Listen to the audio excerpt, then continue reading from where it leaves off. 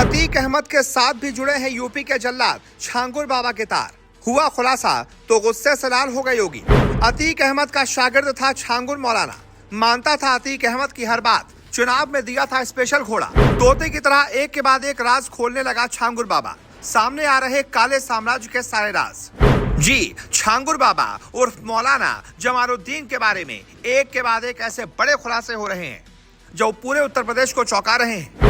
खुद सीएम योगी को भी यकीन नहीं हो पा रहा कि उनकी नाक के नीचे उत्तर प्रदेश में इतना बड़ा साम्राज्य चल रहा था, उन्हें खबर तक नहीं लगी।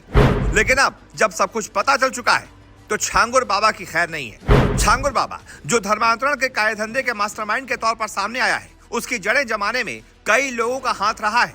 जांच में ये बहुत बड़ा खुलासा हुआ है।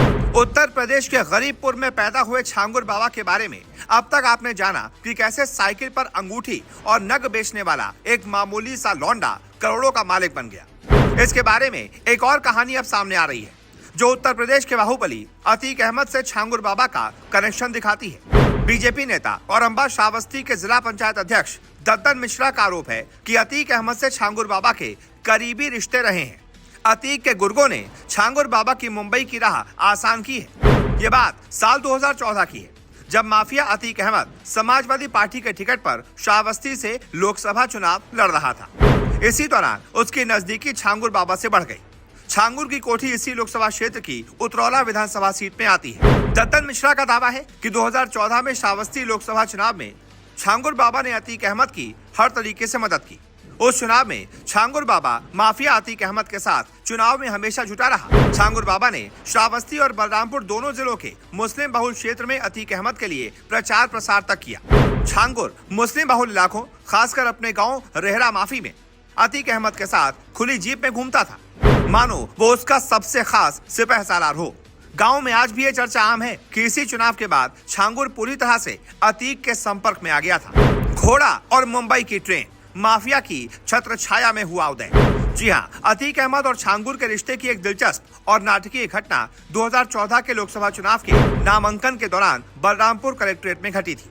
दद्दन मिश्रा बताते हैं कि छांगुर बाबा ने अपना घोड़ा अतीक अहमद को दिया था, जिस घोड़े से अतीक ने 2014 के चुनाव में नामांकन दर्ज किया था। अतीक उस घोड़े पर सवार होकर बलरामपुर नगर की ओर से कलेक्ट्रेट जा रहे थे तो उसने भाजपा के समर्थकों की ओर भी घोड़े को दौड़ा दिया था।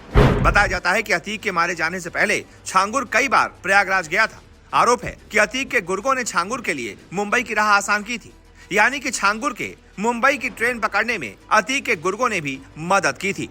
यही वो मोड़ था जहां से कभी मामूली नग बेचने वाला छांगुर करोड़ों में खेलने लगा।